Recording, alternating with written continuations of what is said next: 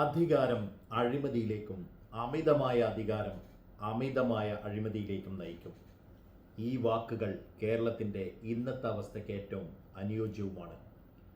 അത് SNDP യോഗത്തിലായാലും കേരള ഭരണത്തിലായാലും. 300ഓളം വർഷം മുൻപ് രാജഭരണം അവസാനിച്ചെങ്കിലും SNDPയിൽ ഇന്നും നടക്കുന്നത് വെള്ളാപ്പള്ളി രാജവംശത്തിൻ്റെ ഭരണമാണ്. തുടർച്ചയായ 3 പതിറ്റാണ്ടോളം ഒരാൾ തന്നെ ഒരു സംഘടനയുടെ തലപ്പത്തിരിക്കുമ്പോൾ അവിടെ ജനാധിപത്യം മരിക്കുന്നു. ചോദ്യം ചെയ്യുന്നവർ പുറത്താക്കപ്പെടുന്നു. അഴിമതികൾ കീഴ്വഴക്കങ്ങളാകുന്നു. മൈക്രോ ഫിനാൻസ് തട്ടിപ്പ് പോലുള്ള അഴിമതികൾ സുരക്ഷിതമായി മൂടിവെക്കാൻ സാധിക്കുന്നത് ഈ അധികാര തുടർച്ച നൽകുന്ന സംരക്ഷണം കൊണ്ടാണ്. ഒരു സമുദായം മുഴുവൻ ഒരു വ്യക്തിയുടെ താൽപ്പര്യങ്ങൾക്കായി പണയം വെക്കപ്പെടുമ്പോൾ അവിടെ നഷ്ടപ്പെടുന്നത് സാധാരണക്കാരൻ്റെ ശബ്ദമാണ്. കേരളം കണ്ട ആദ്യ ഭരണ തുടർച്ച ജനങ്ങൾക്ക് നൽകിയത് എന്താണ്? ഭരണത്തിൻ്റെ രണ്ടാം ഊഴത്തിൽ ഉത്തരവാദിത്വം കൂടുന്നതിന് പകരം ധാർഷ്ട്യവും അഴിമതിയുമാണ് വർദ്ധിച്ചത്.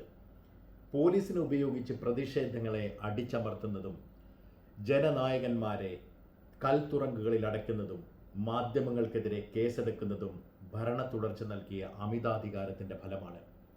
മകൾക്കെതിരെയുള്ള മാസപ്പടി വിവാദം മുതൽ കരിമണൽ ഖനനം വരെ നീളുന്ന ആരോപണങ്ങളിൽ അന്വേഷണം വഴിമുട്ടുന്നു.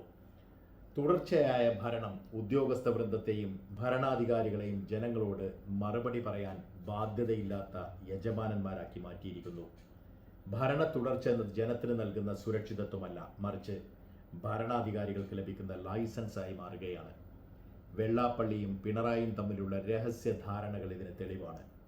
മൈക്രോ ഫിനാൻസ് കേസിലെ മന്ദതയും SNDPയിലെ ജനാധിപത്യ വിരുദ്ധതയ്ക്ക് സർക്കാർ നൽകുന്ന മൗനാനുവാദവും ഒരു വോട്ട് ബാങ്ക് രാഷ്ട്രീയത്തിൻ്റെ ഭാഗമാണ്.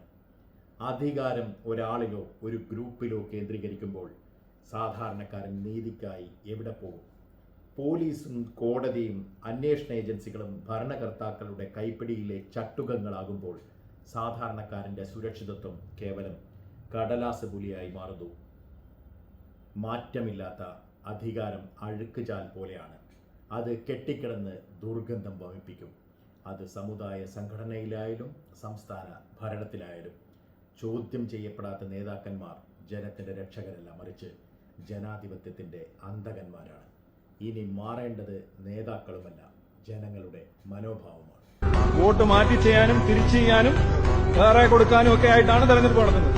അല്ലാതെ ഒരു പാർട്ടിക്ക് ഒരു സ്ഥാനാർത്ഥിക്ക് ഏതോ ഒരു ചരിത്രപരമായ ബാധ്യത പോലെ അടിമകളെ പോലെ എല്ലാ കാലത്തും കൊണ്ടുപോയി കുത്തിക്കൊടുക്കാമെന്നുള്ളൊരു ഉറപ്പല്ല ജനാധിപത്യം.